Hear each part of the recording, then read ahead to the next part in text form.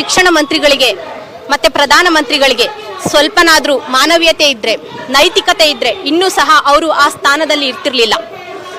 ದೇಶದಲ್ಲಿ 20ಕ್ಕೂ ಹೆಚ್ಚು ವಿದ್ಯಾರ್ಥಿಗಳು ನಿಮ್ಮ ಪರೀಕ್ಷೆಯಿಂದ, ನೀವು ನಡೆಸಿರೋ ಅಕ್ರಮ ಪರೀಕ್ಷೆಯಿಂದ ಆತ್ಮಹತ್ಯೆ ಮಾಡ್ಕೊಂಡಿದ್ದಾರೆ. ಆದ್ರೂ ನಿಮ್ಗೆ ಮತ್ತೆ ನಾವೇನೋ ನೀಟ್ ಮರುಪರೀಕ್ಷೆ ಮಾಡಿ ನಾವು ನ್ಯಾಯ ಒದಗಿಸ್ಬಿಟ್ವಿ ಅನ್ನೋ ಒಂದು ಭ್ರಮೆಯಲ್ಲಿದ್ದೀರಾ ಸ್ವಾಮಿ ನೀವು. ಆದ್ರೆ ಇವತ್ತು ಜಂತರ್ ಮಂತರಲ್ಲಿ ಅದೇ ವಿದ್ಯಾರ್ಥಿಗಳು, ನೀಟನ್ನ ಫೇಸ್ ಮಾಡಿರೋ ವಿದ್ಯಾರ್ಥಿಗಳು, ತಮ್ಮ ಮಕ್ಕಳನ್ನ ಕಳ್ಕೊಂಡಿರೋ ಅಪ್ಪ ಅಮ್ಮಂದ್ರು ಎಲ್ಲರೂ ಜಂತರ್ ಮಂತರಲ್ಲಿ ಇವತ್ತು ಹೋರಾಟ ನಿರತರಾಗಿದ್ದಾರೆ ಅವರಿಗಾಗಿರೋ ಅನ್ಯಾಯದ ಕುರಿತು. ಹಾಗೆ ವಿದ್ಯಾರ್ಥಿ ನಾಯಕರು, ನೀವು ಒಬ್ಬ ಸೋನಂ ವಾಂಗ್ಚುಕ್ನನ್ನ ಬಂಧಿಸಿ ಆಸ್ಪತ್ರೆಯಲ್ಲಿ ಇರಿಸಿರ್ಬೋದು, ಆದ್ರೆ ಅದೇ ಸೋನಂ ವಾಂಗ್ಚುಕ್ ನೂರಾರು ವಿದ್ಯಾರ್ಥಿಗಳ ರೂಪದಲ್ಲಿ ಇವತ್ತು ಉಪವಾಸ ಸತ್ಯಾಗ್ರಹ ಮಾಡ್ತಿದ್ದಾರೆ. ನಿರಂತರವಾಗಿ 23 ದಿನಗಳ ಕಾಲ ವಿದ್ಯಾರ್ಥಿಗಳು ಮತ್ತೆ ಕೆಲವು ಹೋರಾಟಗಾರರು ಉಪವಾಸ ಸತ್ಯಾಗ್ರಹ ಮಾಡ್ತಾ ಇದ್ದಾರೆ. ಇವತ್ತು ಪಾರ್ಲಿಮೆಂಟ್ ಚಲೋನಲ್ಲಿ ನಿಮ್ಗೆ ಬಿಸಿ ಮುಟ್ಟಿಸಿರ್ಬೋದು.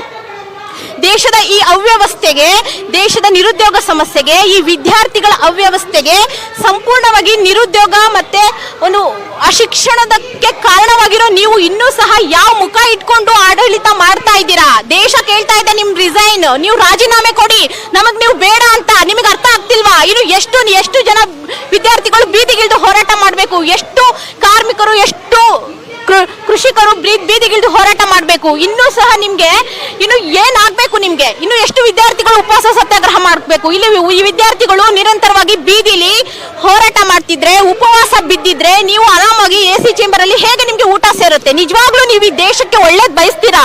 ಇಲ್ಲೇ ಗೊತ್ತಾಗುತ್ತೆ. ನೀವು ಊಟ ಮಾಡ್ತಿದ್ದೀರಾ ಅಂದ್ರೆ ಅವ್ರು ವಿದ್ಯಾರ್ಥಿಗಳು, ಈ ದೇಶದ ವಿದ್ಯಾರ್ಥಿಗಳು ಉಪವಾಸ ಬಿದ್ದಿದ್ದಾರೆ.